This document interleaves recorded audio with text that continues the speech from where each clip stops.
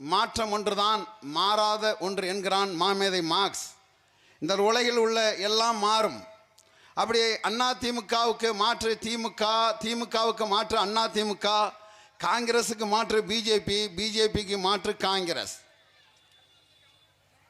யாருக்கு யார் மாற்று, எதிலிருந்து மாற்று என்பதை இவர்கள் விளக்கி சொன்னால் நாம் விளங்கிக் கொள்ளலாம். அதிமுக கொடுமையான ஆட்சி, ஊழல் இருந்தது, லஞ்சம் இருந்தது, டாஸ்மார்க் இருந்தது. அவர்கள் ஆட்சியிலையும் கல்லூரி மாணவர்கள் கற்பழிக்கப்பட்டார்கள், கொல்லப்பட்டார்கள். எல்லாம் அவர்கள் ஆட்சியில் நடந்தது. ஆற்று மணல் கொள்ளை, கனிம வள கொள்ளை, நீர்வள கொள்ளை, காட்டு வள கொள்ளை, எல்லா கொள்ளையும் அவர்கள் ஆட்சியில் நடந்தது. திமுக அதே தான் இங்கும் நடக்கிறது, நடந்து கொண்டது, நடந்து கொண்டு இருக்கிறது. மீண்டும் வந்தால் அதுதான் நடக்கும். எதிலிருந்து மாற்று? காங்கிரஸுக்கு மாற்று பிஜேபியா, பிஜேபிக்கு மாற்று காங்கிரஸா? காங்கிரஸோட வெளியுறவு கொள்கையும் பிஜேபியோட வெளியுறவு கொள்கையும் ஒன்று தான். இன்று நாடு சந்திருக்கக்கூடிய எல்லா சிக்கலுக்கும் ஜிஎஸ்டிலேருந்து, நீட்டிலேருந்து, என்ஐஏலேருந்து, சிஐலேருந்து எல்லாவற்றுக்கும் கைட்லைனை உருவாக்கினது மன்மோகன் சிங் காங்கிரஸ் ஆட்சி தானே. அவன் பெத்தான், இவன் வளர்த்தான். யாருக்கு யார் மாற்று, எதிலிருந்து மாற்று? தமிழ்நாட்டில் திமுகவுக்கும் டிவிகவுக்கும் தான் போட்டி. அவர் ஒரு முகத்தை உருவாக்குறாரு, அவர் ஒரு உருவாக்குறாரு. தற்கூரின் தலைநகரம், பனையூர் பங்களா, அவர் ஒன்று உருவாக்குறாரு. திமுகவுக்கும் தாவேக்காவுக்கும் தான் போட்டி அப்படின்னு அவர் உருவாக்குறாரு. உங்கள் மரியாதைக்குரிய சிறுபான்மையின் பாதுகாவலன் கருணாநிதியின் மகன் ஐயா ஸ்டாலின் அவர்கள் அவர் சொல்றாரு, அவர் என்ன சொல்றாருன்னா, இவர் எப்படி இந்த இந்த தற்கொலை சொல்லுதோ அதே மாதிரி அவர் சொல்றாரு, சிறுபான்மையின் பாதுகாவலன் நான் தான் இவர்களை இதனால் வரைக்கும் பாதுகாத்துக்கிட்டு இருக்கேன். இவங்களோட சிறுபான்மை இஸ்லாமிய கிறிஸ்தவருக்கு நான் தான் பாதுகாவலன் அப்படின்னு ஐயா முழங்குறாரு. அடிப்படை கேள்வி ஒன்று தான் எனக்கு, எந்த இடத்துல இஸ்லாமியர்களுக்கு திமுக நின்றுச்சுன்னு யாரால் பட்டியல் போட்டு நாளைக்கு இதே இடத்துல நீங்கள் பேசுங்க. நீங்கள் எந்த இடத்துல? பிஜேபி கொண்டு வந்த எல்லா திட்டமும் தமிழ்நாட்டில் அமுல்படுத்தப்பட்டிருக்கு. உங்களுக்கு தெரியுமா? எல்லா திட்டமும் அமுல்படுத்தப்பட்டிருக்கு. ஆர்எஸ்எஸோட அஜெண்டா தமிழ்நாட்டில் எல்லாம் அமுல்படுத்தப்பட்டிருக்கு. உங்களுக்கு ஏதாவது தெரியுமா? வெறும் 80 கோடி ரூபாய் ஊழல், மதுபான ஊழல். முன்னாள் முதலமைச்சர் ஐயா சந்திரசேகரோட மகள் கவிதா, தெலுங்கானா, 6 மாதம் சிறை. வெறும் 90 கோடி ரூபாய் மதுபான ஊழல். டெல்லியோட முதலமைச்சர் அரவிந்த் கெஜ்ரிவாலும் துணை முதலமைச்சர் மணிஷ் சிசோடியாவும் 1.5 வருடம் ஜெயில். வெறும் 60 கோடி ரூபாய் மதுபான ஊழல். மம்தாவோட நெஃப்யூ, வங்காளத்தில் அக்கா மகன், 3 மாதம் ஜெயிலு. ஆண்டொன்றுக்கு 50,000 ரூபா ஊழல் நடக்கக்கூடிய டாஸ்மார்க் இங்கே ஏன்டா திமுகவுக்கு ரைடே வரல? ஏன் வரல? பேக்கரி டீலிங் தான், பேக்கரி டீலிங் தான், இங்கே வரல. அப்போ எந்த இடத்துலையும் யாருக்கு யார் மாற்று? யாருக்கு யார் மாற்று? 10 இடங்களில் இஸ்லாமியர்களுக்கு சீமான் சீட்டு கொடுத்துருக்காரு. அதில் உருது முஸ்லீம் உள்பட 10 இடங்களுக்கு சீட்டு கொடுத்துருக்காரு. திமுகவில் எத்தனை பேர்த்து கொடுத்துருக்குறாங்க? இந்த இஸ்லாமிய கட்சிகள் எல்லாமே ஆளுக்கு ஒரு சீட்டு, 2 சீட்டு உதயசீரன் சின்னத்திலே நிற்கணுமே. அந்த உதயசீரன் சின்னத்தில் இருந்தால் என்ன பண்ணணும்? எப்படி நிற்க முடியும்? நீங்கள் தமுகவாக இருக்கலாம், எஸ்டிபி கட்சியாக இருக்கலாம், பொதுச் செயலாளராக இருக்கலாம், தலைவராக இருக்கலாம். ராஜினாமா பண்ணணும், திமுக உறுப்பினர் அட்டை எடுக்கணும். எடுத்த பிறகு தான் அந்த பிஎல் ஃபார்மே உங்களுக்கு சைன் பண்ண முடியும். அவருக்கு போட்டு தருவார். அப்போ திமுக கொறடா இல்லாமல் நீங்கள் சட்டமன்றத்தில் பேச முடியாதே. திமுக உத்தரவு இல்லாமல் நீங்கள் எந்த இஸ்லாமிய அமைப்பிலேருந்து நீங்கள் எம்எல்ஏ ஆனாலும் நீங்கள் பேச முடியாதே. எம்எல்ஏ தடை சட்டத்தில் வருமே, அவங்க கொறடா மாரி நீங்கள் எதுவுமே பேச முடியாதே. இந்த அதிகாரத்தெல்லாம் யாருக்கு நம்ம கொடுத்துக்கிட்டு இருக்கிறோம்? யார் இடத்துல செலுத்தணும்? மதமாவும் உங்களுக்கு விசுவாசமா இல்லை இந்த திமுக. இந்த நிலத்துக்கும் விசுவாசமா இல்லை, மக்களுக்கும் விசுவாசமா இல்லை. எந்த இடத்துலையும் எந்த நல்லதையும் செய்யலை. கடந்த 5 ஆண்டுகளில் திமுக 5.5 லட்சம் கோடி ரூபாய் கடன் வாங்கியிருக்கு. அதுக்கு வட்டி கட்டணும். சொத்து வரி ஏறிடுச்சு, மின்சார வரி ஏறிடுச்சு, தண்ணி வரி ஏறிடுச்சு, சாலை வரி ஏறிடுச்சு, சுங்க வரி ஏறிடுச்சு, மருத்துவ கட்டணம் ஏறிடுச்சு, கல்வி கட்டணம் ஏறிடுச்சு, எல்லாம் ஏறிடுச்சு. 100% ஏறி இருக்கு. கட்டிக்கிட்டே இருக்கிறீங்க. 30 நாளில் எடுக்க வேண்டிய ஏபி பின்ல 2 மாதத்துக்கு எடுக்கிறான். இதெல்லாம் யார் அடப்பா? யார் பேசுவா? அப்போ மாற்றத்துக்கான அரசை தேர்ந்தெடுக்கணும். மாற்றத்துக்கான பார்வையை நீங்கள் பார்க்கணும்.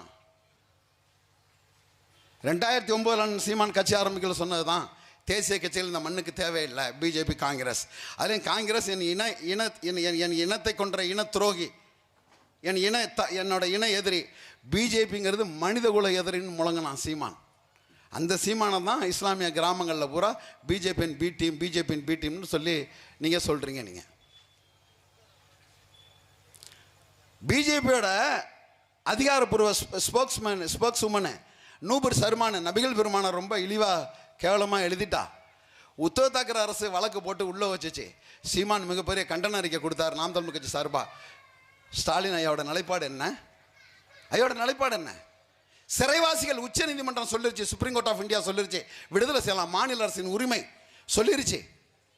ஏன் இது வரைக்கும் விடுதலை பண்ணல? யார் கேட்டா?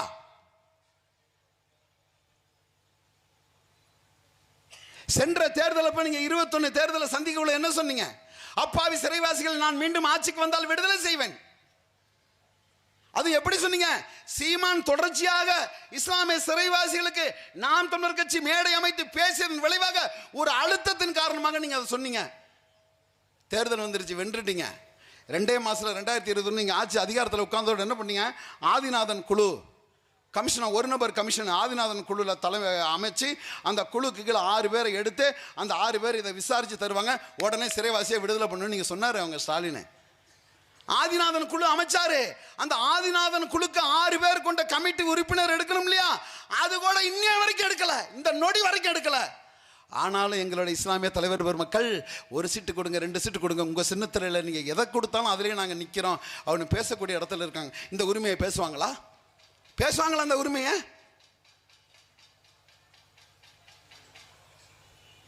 என்ஐஏ நேஷனல் இன்வெஸ்டிகேஷன் ஏஜென்சிங்கிறது ரொம்ப கொடுமையான ஆள் தூக்கி சட்டம். ரவுலட் சட்டத்தை விட மிக கொடுமையான சட்டம். வெள்ளக்காரன் கொண்டு வந்தாலும் ரவுலட் சட்டம் அடிமை இந்தியாவில், அதை விட கொடுமையான சட்டம். அந்த சட்டத்தில் ஒருவன் இங்கே தூக்கிட்டா, தொண்டியில் ஒரு ஆளை தூக்கிட்டா, சிக்கன் தரையோ முகமதையோ தொண்டியில் தூக்கிட்டா டிஜிபி ஆளோட கொஸ்டின் பண்ண முடியாது, சிஎம் ஆளோட கொஸ்டின் பண்ண முடியாது. அவ்வளோ கொடுமையான ஆள் தூக்கி சட்டம் பாராளுமன்றத்தில் வந்தக்குள்ள அந்த பாராளுமன்றத்தில் இந்த சட்டத்துக்கு ஆதரவாக கையெழுத்து போட்டது திமுக. மறுக்க சொல்ல ஒருத்தன அந்த இடத்துல கையெழுத்து ஆதரவாக போட்டது திமுக. இன்னொரு அதிர்ச்சி சொல்லட்டுமா? அந்த சட்டம் இந்தியாவில் முதல்ல பாராளுமன்றத்தில் மசோதா பாஸ் பண்ண பிறகு முதல் கைது தஞ்சை மாவட்டத்தில், முதல் அரெஸ்ட் தஞ்சை மாவட்டத்தில், கும்பகோணத்து பக்கத்தில் உள்ள திருப்போணத்தில் முதல் கைது 16 பேர் உள்ள போனான். ராமலிங்க கொலை வழக்கில் எத்தனை பேருக்கு தெரியும்? சீமான பிஜேபியோட பி டீமு. யார் பிஜேபியோட பி டீமு? எவ்வளோ பெரிய கொடூரமான செயல் அது. அடுத்து வா, அந்த என்ஐஏங்கிற நேஷனல் இன்வெஸ்டிகேஷன் ஏஜென்சி, தேசிய புலனாய்வு குற்ற முகமை இருக்கு இல்லையா? தென்னிந்தியாவிலே முத அரசு அலுவலகம் இடம் கொடுத்து, அதுக்கு அலுவலகம் கொடுத்தது, வாகனம் கொடுத்தது, எல்லாம் கொடுத்தது இந்த ஸ்டாலின் அரசு. ஒருத்தன் மாதிரி வா மறுத்து பேசி என்கிட்ட, யாரா சிறுபான்மை பாதுகாவலன்னு? யார் பாதுகாவலன்னு? எத்தனை ஆண்டு காலம் அடிமை சாசனம் வாசிப்பீங்க? எந்த இடத்துல நின்றுச்சு? ஏவா வேலோட வாரிசு களத்தில் இருக்கான் கபிலன், KN நேரு வாரிசு களத்தில் இருக்கு அருண், பொன்முடி வாரிசு கௌதம் சிகாமணி களத்தில் இருக்கு, துரைமுருகன் வாரிசு களத்தில் இருக்கு, KKSSR வாரிசு களத்தில் இருக்கு, எல்லார் வாரிசும் களத்தில் இருக்குடா. எங்கடா நாகூர் அனிஃபா வாரிசு? எங்கடா ரஹ்மான் கான் வாரிசு? எங்கடா சாதிக் பாட்சா வாரிசு? எங்கடா வேலூர் முகமது சகியோட வாரிசு? இப்போ இவங்களுக்குலாம் வாரிசு இல்லை. அதெல்லாம் பேசாதீங்க, பிஜேபி உள்ள வந்துடும். எப்படி இருக்கு பாரு. சத்தியத்தை பேசணும், சத்தமா பேசணும், உண்மையின் பக்கம் நிக்கணும். அநீதி இழைத்தவர் உங்கள் உறவாக இருந்தாலும் நீங்கள் நியாயத்தின் பக்கம் நிற்கணும். மார்க்கம் குரான். என்றாவது ஒரு நாள் நீங்க திமுக நீங்க எங்களுக்கு வாக்களிக்க வேணாம், நாம் தமிழருக்கு வராத. 2009 தான் சீமான் நாம் தமிழர். 2009 2002 குஜராத் கலவரம் யாரோட ஆட்சியில் நடந்துச்சு? 99 யாரு? பிஜேபி முத நாடு முழுக்க கலவரப்படுறதுக்கு ஆட்சி அதிகாரத்தை கொடுத்தது யாரு? 13 நாள்ல அம்மையார் ஜெயலலிதா ஆட்சி அதிகாரத்தை விட்டு கலைச்சிட்டாங்க வாஜ்பாய் அதிகாரத்தை. தாங்கிட்ட உள்ள 18 பாராளுமன்ற உறுப்பினர் கொடுத்து 6 கேபினெட் மினிஸ்டர் வாங்கிட்டு வந்து 5 ஆண்டு காலம் பிஜேபி நாடு முழுக்க கிளை பரப்ப, ஆணிவேர் சல்லிவேர் பக்கவேர் பரப்ப காரணமா இருந்தது திமுக. 2009 தானடா சீமானு, அதெல்லாம் 2099 யாரா யாருன்னு முரசொலி தலையங்கம் தெரியுமா? அன்றைய முரசொலி தலையங்கம் இளைஞர் அமைப்பாளர் மாநாட்டத்தில் கலைஞர் அரங்கத்தில் அவர் பேசுகிறார். ஐயா கருணாநிதி முரசொலியில் 1999 மாதம் மறந்துட்டேன். முரசொலி தலையங்கம் தெருமுனை பிரச்சாரத்திலும் திண்ணை பிரச்சாரத்திலும் இஸ்லாமிய சொந்தங்கள் பாஜகவை பற்றி தவறான அபிப்பிராயத்தில் இருக்கிறார்கள். அவரை தெளிவுபடுத்தி பாஜக மனித குலத்துக்கான கட்சி என்று தெளிவுபடுத்தி செய்ய வேண்டியது ஒவ்வொரு திமுக இளைஞரின் கடமை. பேசினது எழுதுனது கருணாநிதி. யாரை சொல்ற பிஜேபியோட பிடிஎம்னு? நீனும் படிக்கிறது இல்லை, படித்தவன் சொல்றதையும் கேட்கறது இல்லை. அதான் இங்கே சிக்கல். முரசொலியில அப்படியா இருக்கு? எல்லாத்தையும் மீள்வாசிப்பு செய்கிறோம், மறுவாசிப்பு செய்கிறோம். தமிழ்நாட்டில் முதல்ல RSS ஊர்வலுக்கு அனுமதி கொடுத்தது கருணாநிதி 99. பத்திரிகை செய்தி இன்னும் இருக்கு. எந்த இடத்துல உங்களுக்கு ஆதரவாக நின்றாரு? எந்த இடத்துல நின்றாரு? இந்தியாவிலே ஒரு மாநிலத்தில் இஸ்லாமியர்களுக்கு அரசு வேலை இல்லை என்று சட்டம் போட்ட ஒரு மாநிலம் தெரியுமா உங்களுக்கு? ஊப்பின்னு நினச்சிக்கிட்டு இருப்பீங்க. 2021 வந்ததோட ஸ்டாலின் போட்ட முதல் சட்டம், இந்து சமய அறநிலைத்துறை ஆரம்பிக்கக்கூடிய பள்ளி கல்லூரியில் இஸ்லாமியர்களுக்கு வேலை இல்லை. ஆயிரக்கணக்கான பள்ளிக்கூடம் கல்லூரியில் ஆரம்பிக்க போகிறான். இஸ்லாமியர் பேரில் உள்ள வக்ஃப் போர்டு காலேஜில் எல்லாரும் வேலைக்கு இருக்கலாம். இல்லை, இந்த சட்டம் கொண்டு வந்தது திமுக. ஐயா ஸ்டாலின் அவர்கள் கோயிலில் போய் நான் வேலை கேட்கல, அறநிலைத்துறை கீழே உள்ள கோயிலில் போய் நான் வேலை கேட்கல, பள்ளி கல்லூரியில் மத நிலைப்பாடு எடுத்து மத துவேஷம் கொண்டு ஒரு சட்டத்தை போட்டது திமுக. எத்தனை பேர் படிச்சிங்க? எத்தனை பேர் பார்த்தீங்க? ஒரு போர்க்குணமிக்க ஒரு இளைஞர் சமுதாயம், இந்த கடற்கரை பெல்ட்டில் உள்ளது பூரா போர்க்குணமிக்க இளைஞர் சமுதாயம். அந்த சமுதாயத்தை பூரா போர்க்குணமற்றவர்களை ஆக்கி தவறான விஷயங்கள் அவதூறுகளை காதில் திணிச்சு எது வீரம் எது மரம் எது அறம்னு தெரியாத ஒரு இளைஞர் சமுதாயத்தை கூட்டத்தையே நீங்கள் சோம்பேறி போர்வில சொக்கி உறங்க வச்சுட்டீங்க ஜமாத்தார்களே. வேதனையாக இருக்குது. உறவுகளை ஜமாத்துன்னு சொல்லிடுவேண்ணா, உறவுகளை சண்டைக்கு வந்துடுவாங்க அடுத்த நாள் பொறுப்பாளர்கிட்ட. வேணாம், அது வேணாம். உறவுகளே எப்படி இருக்கு பாருங்க.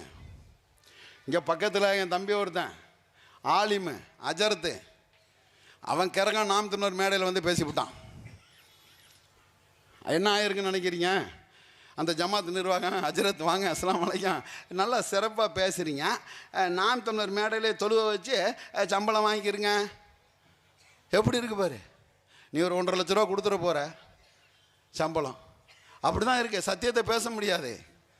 வெற்றின் பக்கம் வாருங்கள், சத்தியத்தின் பக்கம் வாருங்கள். ஒரு நாளைக்கு 5 வேளைக்கு அழைப்பு கொடுக்கக்கூடிய மார்க்கத்தை ஏற்ற நீங்கள் எப்படி இருக்கிறீங்க பாருங்க. யாரை நம்பி போறீங்க பாருங்க. எவ்வளோ கேவலமாக இடது கையில் முஸ்லீமுக்கு டீல் பண்ணுறான் தெரியுமா? திமுக எப்படி தெரியுமா டீல் பண்ணுறான் தெரியுமா? எவ்வளோ வலிக்குது தெரியுமா? அடிமை இந்தியாவில் 27 சட்டமன்ற உறுப்பினரோட ஐயா காகிதம் இல்லத்தை எதிர்கட்சி தலைவர் இன்னைக்கு எந்த இடத்துல இருக்கு பாரு. பழனி பாபா படத்தை போட்டு ஒரு பொது கட்சி இப்படி கூட்டம் நடத்துமாடா?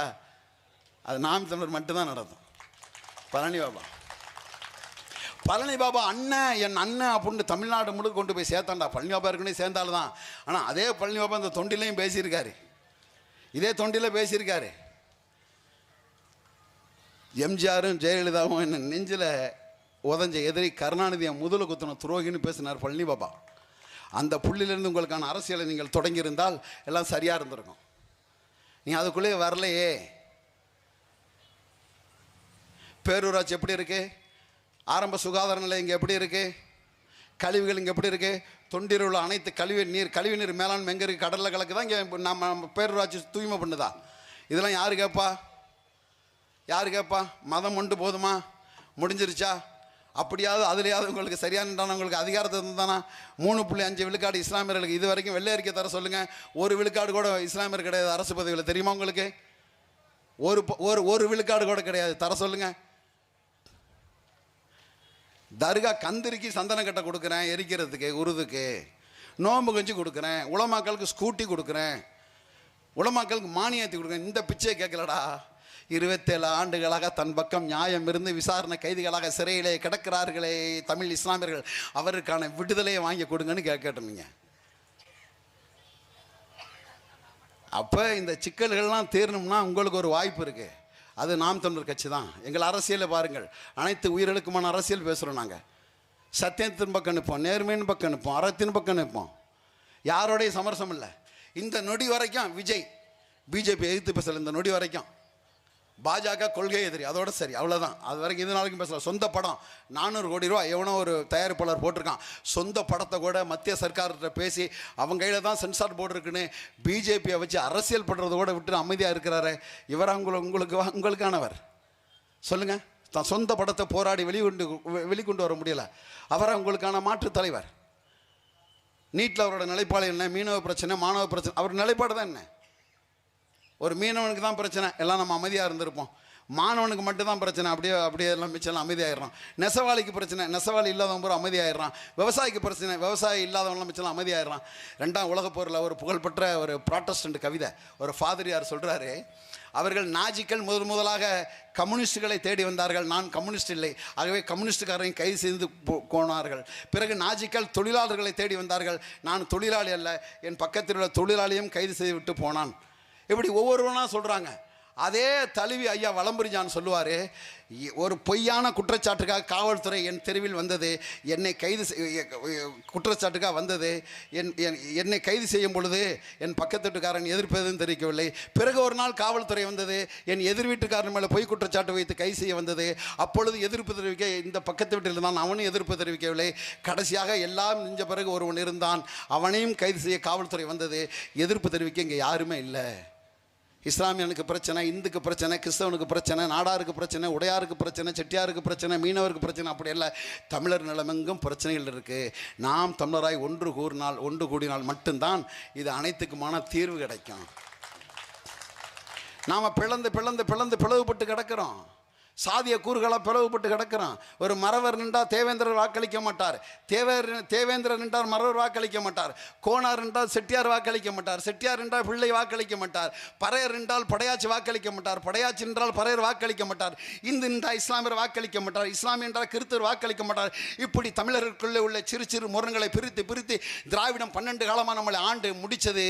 ஆனால் ஒருவன் வந்தான், தமிழ்நாட்டில் அவன் யாரை நிறுத்தினானோ, நாடாரோ உடையாரோ அல்லடா, நாங்கள் இந்துக்கள் அல்ல, கிறிஸ்தவர்கள், இஸ்லாமியர்கள், நாங்கள்லாம் தமிழர்கள் என்ற ஓர்மையிலே வாக்களித்து இன்றைக்கு தமிழ்நாட்டின் 3வது பெரிய அரசியல் கட்சியாக எங்களை அங்கீகாரம் செய்திருக்கிறார்கள் நாம் தமிழர் கட்சி. அப்போ அன்பான உறவுகளே, நீங்கள் ஆழமாக கவனிங்கள், எங்களை உற்று நோக்குங்கள். இந்த பிள்ளை நிற்கிறான், உங்களுக்கான சிக்கல்களை சமரசம் இல்லாமல் இங்கே இருக்கிறாரு. அவர் கருமாணிக்கம் தானே அவர். 5 வருஷத்தில் ஒரு நாள் கூட அவர் வந்ததும் இல்லையா, யாரும் பார்த்ததும் இல்லையா. அதுக்கு உங்களுக்கு ஒரு எம்எல்ஏ ஒரே கணக்கு தான், பாய் ஓட்டு போட்டுருங்க பிஜேபி உள்ளே வந்துடும், பாய் ஓட்டு போட்டிருக்கேன் பிஜேபி உள்ளே வந்துடும். பிஜேபி கொண்டு வந்து இருந்தாமல தெரியுமா இல்லையா உங்களுக்கு? ஒரு அதாவது ஸ்கவுட்டுக்கு நடக்க சார்னர் இதை ஒரு தேர்வு நடக்குது. அந்த தேர்வில் 250 ஓட்டு வாங்கணும். 4 ஓட்டு கூட வாங்காத ஹெச் ராஜா ஒரு கவுன்சிலர் தேர்தலில் கொண்டு நின்று வெல்ல முடியாத ஹெச் ராஜாவை காரைக்குடியில் முதல்ல சட்டமன்றத்துக்கு நிறுத்தி காரைக்குடியில் சட்டமன்ற உறுப்பினரை ஆக்கியது திமுக. சிபி ராதாகிருஷ்ணன் என்பவரை வெல்ல வைத்து மனித புனிதர் நல்ல கண்ணு வாழும் மனிதன் நல்ல கண்ணுவை தோற்கடித்து அன்று சிபி ராதாகிருஷ்ணனை அதிகப்படியான வாக்குகள் வித்தியாசத்தில் தென்னிந்தியாவில் வெல்ல வச்சது இதே திமுக. பிஜேபி வெல்ல வச்சது திமுக. எல்லா இடத்துலையும் பிஜேபி திமுக ஒன்றாக இருந்தது. ஆனால் நாங்கள் திமுக பேசிவிட்டால் என் இஸ்லாமிய உறவுகள் நீங்கள் எல்லோரும் நாங்கள் பிஜேபியின் பிஜேபி பி டீம் என்று சொல்வீங்க. இவ்வளோதான். எந்த இடத்துல நீங்கள் ஒரு இடத்துல சொல்லு சமரசம் இல்லாமல் இந்த நொடி வரைக்கும் பிஜேபி நாங்கள் தான் நேருக்கு நேராக நெத்துக்கு நெத்தாக முட்டி பேசிக்கிட்டு இருக்கோம். மிச்சம் எல்லாருக்கும் பயம், உங்கள் அணில் குஞ்சுக்கே பயம். அதனால்தான் பிஜேபி பற்றி இன்ன வரைக்கும் வாய் திறக்கலை. பிஜேபியை பற்றி இந்த நொடி வரைக்கும் வாய் திறக்காத காரணமே தான், ஏற்றி குத்தி விடுவான். ஒன்று செய்யணும், ஒத்த ரைடு வேலையை முடிச்சிடுவான், ஒரு ஈடி செட்டில் ஆயிடும். அப்போ உங்களுக்கு ஒரு வாய்ப்பு இருக்குது. அப்போ நாம் தமிழர் நாங்கள் களத்தில் நிற்கிறோம்.